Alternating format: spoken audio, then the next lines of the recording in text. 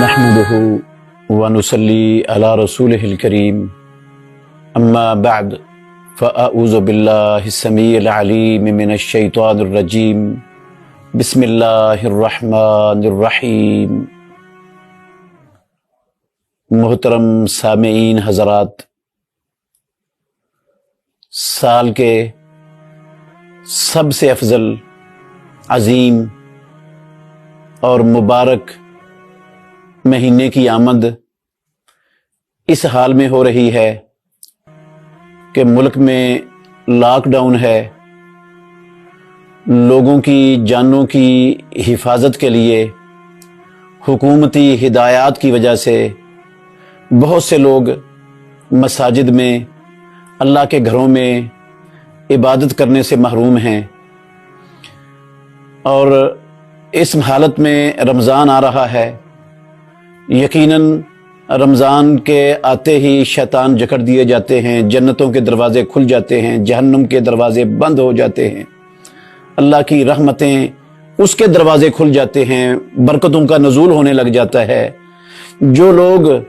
پورا سال مسجد کا دروازہ تک نہیں دیکھتے وہ بھی مسجدوں میں آنے لگ جاتے ہیں، جو کبھی کبھی آتے تھے وہ باقاعدگی سے مساجد میں آنا شروع ہو جاتے ہیں۔ تو یہ اس وقت، اس سال یہ ماحول مساجد کے اندر بننا بظاہر کچھ مشکل نظر آ رہا ہے۔ مساجد کے اندر سے جو تربیت رمضان المبارک کے مہینوں میں ہوتی تھی وہ تربیت کچھ مشکل نظر آ رہی ہے حالات کی وجہ سے۔ تو ہم نے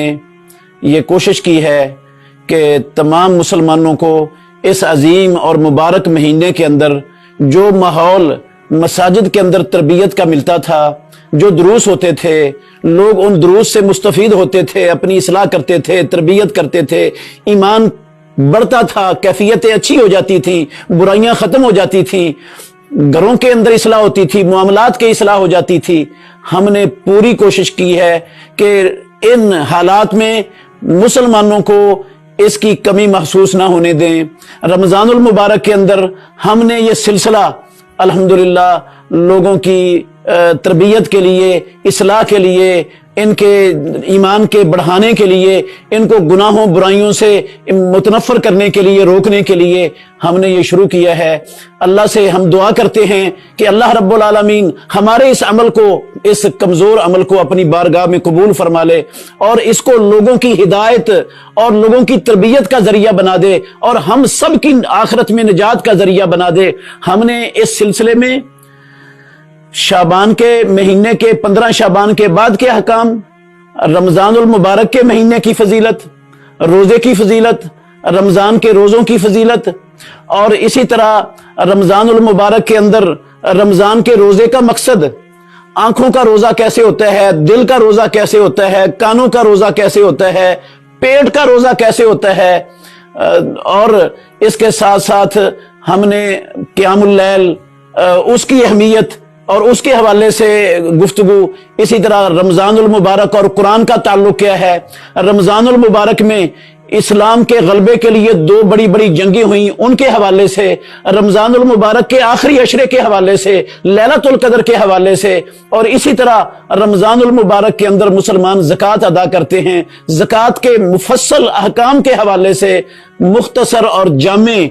کتاب و سنت کے دلائل سے مزین چیزیں پیش کرنے کی کوشش کی ہے، اور انشاءاللہ آپ کو پورا رمضان یہ چیزیں لمحہ با لمحہ ملتی رہیں گی، روزانہ کے حساب سے روزانہ انشاءاللہ ملیں گی۔ اور مجھے اللہ رب العالمین سے بڑی امید ہے، میرے جو مسلمان بھائی بہنیں، جو خاندان اس تربیتی سلسلے کو سنیں گے اور اس کو توجہ دیں گے، اس کو اپنا قیمتی وقت دے کر اس کو اہمیت دیں گے، انشاءاللہ الرحمن اللہ رب العالمین ان کے علم میں اضافہ فرمائیں گے۔ ان کا بہت زیادہ علم انشاءاللہ 1 مہینے کے اندر بڑھ جائے گا، اور انشاءاللہ ایمان کے اندر بھی اضافہ ہوگا، تربیت بھی ہوگی، اور اللہ رب العالمین راضی بھی ہوگا، اور انشاءاللہ پھر ہم سب کوشش کریں گے کہ اللہ رب العالمین واقعتاً رمضان کی ختم ہونے تک ہمیں جہنم سے آزادی کا سرٹیفکیٹ دے چکا ہو، اور رمضان کے بعد پھر عید کے مسائل اور احکام بھی ہوں گے. رمضان کے بعد مسلمانوں کی کیفیت کیا ہونی چاہیے اس سلسلے میں بھی ہوگا. اس سلسلے کا ہم نے نام رکھا ہے تجلیات رمضان. تو اگر ہم اپنے قیمتی وقت میں سے تھوڑا وقت اس تجلیات رمضان پروگرام کو سننے کے لیے دیں گے، اپنے بچوں کو بھی بٹھائیں گے، گھر کے افراد کو بھی بٹھائیں گے، انشاءاللہ الرحمن پروردگار ہمیں دنیا میں بھی بڑا نفع دے گا اور آخرت میں بھی بڑا نفع دے گا. پروردگار اس عمل کو اپنی بارگاہ میں قبول فرما کے ہم سب کی نجات کا ذریعہ بنا دے. آخر دعوانا الحمدللہ رب العالمین.